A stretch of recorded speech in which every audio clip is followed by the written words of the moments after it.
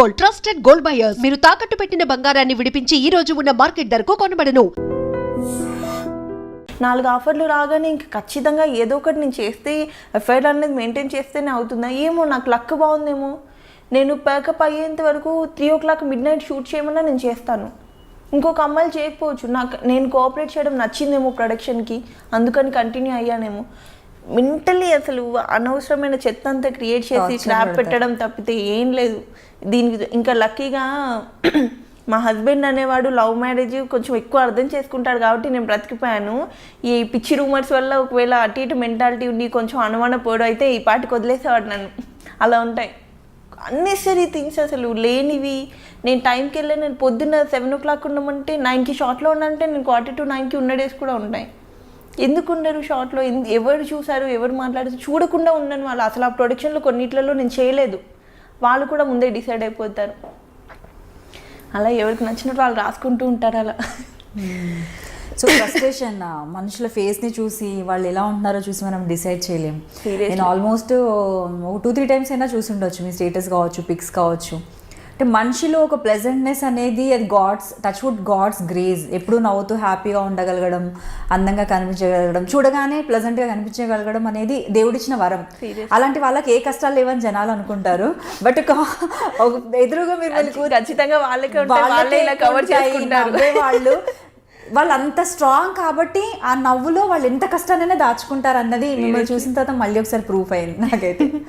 Seriously heart melting story అండి. చాలా కష్టపడ్డారు. ఈవెన్ నేను అనుకున్నాను, బట్ కంప్లీట్గా మిగతా వాళ్ళు జడ్జ్ చేసినా నేను జడ్జ్ చేయలేదు. మీరు అంత కష్టపడ్డారంటే నాకు కొద్ది గొప్ప మీ గురించి తెలుసు, అంటే మీ సిస్టర్స్ గురించి. అండ్ మీరు హార్డ్ వర్క్ చేసి పైకి వచ్చారు. అంత ప్యాషన్ ఎవరికి ఉంటుంది, అంత హార్డ్ వర్క్ చేయాలని ఎవరికి ఉంటుంది చెప్పండి?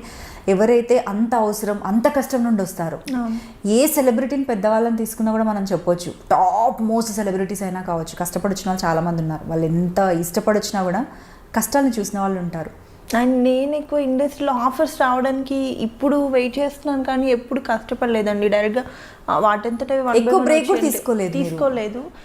సిస్టర్ అయితే రజిత చాలా కష్టపడింది. తనైతే 250 రూపీస్కి కూడా ఏదో డూబ్గా చేయమంటే చేయడం, పెద్ద పెద్ద కొండలు ఎక్కమంటే ఎక్కడము, జస్ట్ ఒక రెమ్యునేషన్ పర్ డే 250 ఇస్తా అంటే కూడా కష్టపడింది తనైతే. ఇప్పటికీ ఈ మధ్య మదర్ రోల్స్ చేస్తే తను కొంచెం బిజీ అయింది, కానీ మొన్నటి వరకు తనకు కూడా అసలు ఆఫర్స్ లేవు. తన పాప మొన్నటి వరకు కూడా స్ట్రగుల్ అవుతూనే ఉండేది. నాకంటే ముందంటే దగ్గర 10-15 years అయిపోయింది తను వచ్చి. ఇప్పటికీ స్ట్రగుల్ ఉంది తనది. అండ్ ఆవిడ కూడా మంచి ఆర్టిస్ట్, తనతో కూడా వర్క్ చేశాను. బట్ కాకపోతే డెఫినెట్లీ లక్ అనేది అయితే ఇక్కడ ఫేవర్గా ఉండాలి. బట్ మేము అనుకుంటున్నాం, చెప్పలేం ఫ్యూచర్లో అయినా కూడా మీకు ఇంకా ఇప్పుడు ఇన్ని రోజులు చేసిన ప్రాజెక్ట్స్ లాగే ఇంకా బెటర్ మంచి ప్రాజెక్ట్స్ రావాలనేసి అయితే మేమైతే అనుకుంటున్నాం. నేనైతే స్పెషల్లీ అనుకుంటున్నాను. సో ఇదంతా ఓకే అయితే మూవీస్ వైపు ఎప్పుడు ట్రై చేయలేదా? ఇంత స్టార్డమ్ ఉన్నప్పుడు డెఫినెట్లీ మూవీస్లో ఆపర్చునిటీ వస్తుంది. కొంతమంది మీరు చూస్తే ఇప్పుడు నేమ్స్ వద్దు, కానీ కొంతమందిని గమనిస్తే మీకు తెలుస్తుంటుంది. మీ టైంలో వచ్చిన వాళ్ళే మీలాగే స్టార్టింగ్లో కొంచెం ఫటాఫట్ బిజీగా ఉండి వెంటనే మళ్ళీ మూవీస్కి వెళ్ళిపోయి అక్కడ కూడా ఇప్పుడు బిజీగా ఉన్నారు. ఐ నో, మీకు తెలిసే ఉంటుంది. సో మీరు ఎప్పుడు అలా ట్రై చేయలేదు? నేను మల్లిగాడు మ్యారేజ్ బ్యూరో అని ఒక మూవీ చేశాను, శ్రీకాంత్ గారిది సిస్టర్ రోల్ చేశాను. అది డైరెక్ట్గా నాకు ప్రొడ్యూసర్ నుండి కాల్ రావడము, వాళ్ళ వైఫ్ నా ఫ్యాన్ అవ్వడము అలా వచ్చింది. మిగిలిన ఏమంటే ఖచ్చితంగా ఆఫీసులలోకి వెళ్ళాలి, ఆడిషన్స్ ఇవ్వాలి. అసలు కొంచెం రెస్పెక్ట్ ఇక్కడైనా ఉంటుంది, కానీ అక్కడ నాకు రెస్పెక్ట్ కనిపించలేదు. వెళ్ళి ఆఫీసులలో ఆడిషన్స్ ఇవ్వడము, మనం ఎవరమో తెలియదు, నా పేరు ఇది, నేను నేను చేద్దాం అనుకుంటున్నాను, ఇది అనుకుంటున్నాను అనేసి అంటే నాకు కొంచెం ఎంబారసింగ్ అనిపించింది. అందుకని నేను ఎక్కువ వెళ్ళలేదు. వాటంతట అది కాల్ వచ్చి చేయమంటే ఖచ్చితంగా చేస్తాను. చూడాలి ఇంకా. దట్టు కొంచెం స్కిన్ షో అవి వచ్చినాయి, నేనే కొంచెం స్కిప్ చేయాల్సి వచ్చింది. సో ఎప్పుడైనా మీకు అనిపించిందా, అరే నేను కూడా ఒక 4-5 మూవీస్ చేసి ఉంటే అట్లీస్ట్ ఇప్పుడు సీరియల్స్ అనిపించిందా? చాలా సార్లు అనిపించింది. బట్ మూవీస్ ఎప్పుడైతే అక్కడ నుంచి కాల్ వస్తుందో ఆ కైండ్ ఆఫ్ రెస్పెక్ట్ వేరు. మనం ఆఫీస్లోకి వెళ్ళి మనం ఫొటోస్ ఇచ్చి మనం వెనకాల పడితే అది వస్తుందో రాదో తెలీదు. And first of all self respect అనేది చంపేసుకొని వెళ్ళిపోవాలి. ఇంకా అలా అనిపించింది. అవునా? అంతలాగా సెల్ఫ్ రెస్పెక్ట్ చంపుకునేంత ఏముంటుందండి? ఇప్పుడు సీరియల్స్ అంటే నాకు కాల్ చేశారు, నెక్స్ట్ ఇలా స్టార్ట్ అవుతుంది ఈ టైం నుంచి, లేకపోతే ఒక స్క్రీన్ టెస్ట్, గెటప్ టెస్ట్ అంటుంటుంది, వెళ్తే షూట్కి వెళ్దాము, ఇదే లేదంటే వేరే వాళ్ళని తీసుకున్నామంటే అయిపోతుంది. బట్ మూవీస్కి వచ్చేసి ఎక్కువ సర్కిల్ లేదు నాకు. First of all through coordinators వెళ్ళాలి, వాళ్ళు ఫొటోస్ ఇవ్వమంటారు, ఆడిషన్ ఇవ్వమంటారు, మనం ఏదో కొత్తగా వచ్చినట్టు అప్పుడే డైలాగ్ చెప్పాలి. ఆ మెయిన్ పెద్ద పెద్ద డైరెక్టర్స్ మనల్ని చూస్తారో లేదో తెలీదు, ఆ ఫొటోస్ వాళ్ళ వరకు వెళ్తాయో లేదో తెలీదు, ఈ ఆడిషన్ చేసిన ఇస్తారో లేదో తెలీదు. ఫస్ట్ ఆఫ్ ఆల్ మనం సీరియల్ ఫీల్డ్లో ఏదైతే రెస్పెక్ట్ ఉండి ఫేమ్ ఉందో అది వాళ్ళకి తెలీదు. మనం ఇక్కడ మినిమం ఉన్నది రెస్పెక్ట్లో హ్యాపీగా ఉన్నాం, అక్కడ పోయి చీప్ అవడం ఇది ఎందుకని ఇంకా నేను స్కిప్ అయిపోయాను అనమాట.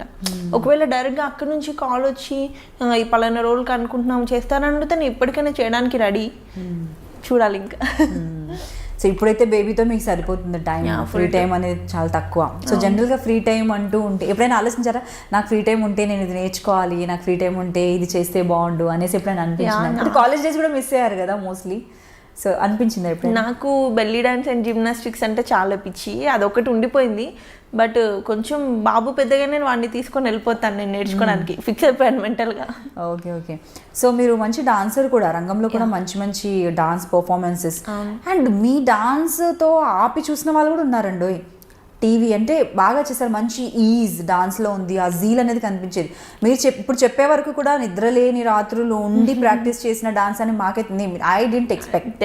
ఎవరికే తెలియదు కదా, చెప్తేనే తెలుస్తుంది. అంతా ఆఫ్ స్క్రీన్ స్ట్రగుల్స్, అది కనిపించవు వినిపించవు.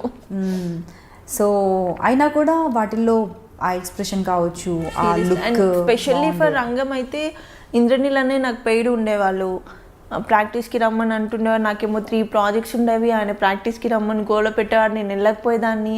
ఒకవేళ వెళ్ళినా కూడా డే అండ్ నైట్ ఇలా ఉండి కొంచెం టైర్డ్గా ప్రాక్టీస్ చేసేదాన్ని, తను బాగా ఇబ్బంది పడేవాడు నా వల్ల. ఫైనల్గా అవుట్పుట్ అయితే బాగానే వచ్చేది.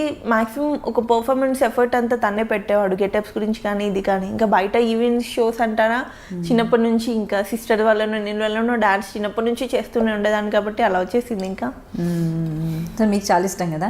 సో నేను విన్నాను, ఒక్కొక్కరు చెప్తుంటారు ఆ రంగంలో కూడా ఇంత మంచి డాన్స్ చేశారు, మీకు ఎందుకు రాలేదు, మీకు మిమ్మల్ని చూస్తే నాకు అది మళ్ళీ అడగాలనిపిస్తుంది.